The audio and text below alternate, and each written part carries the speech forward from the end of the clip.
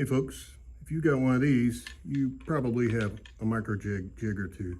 But I wanted to show you this right here is the Pemedor push block.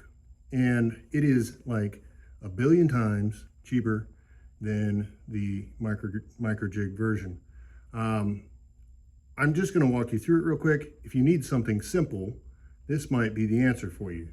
It has these locking tabs here so you can move and set that. And then this is actually pretty ingenious. I hope you can see that little lock there. So that lock moves this up and down, this foot. And then you have like a little micro adjustment down. So it's really convenient. There's not a whole lot to this. It doesn't have the backstop. But I think for what it is, it's really good. And then the gripper is really, really good. Micro jig needs to spend more money on their grip. This sucks.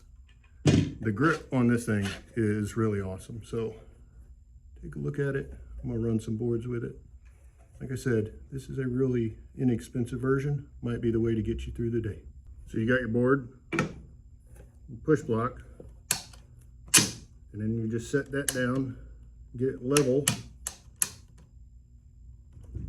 It's nice and level. Pull that back here. Make sure that my blade is going in between there.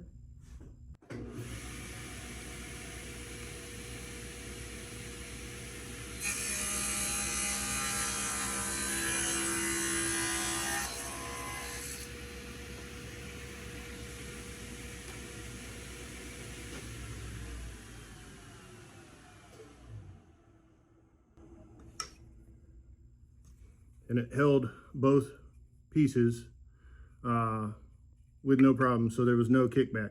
Kickback is probably the second most dangerous thing in the shop, right?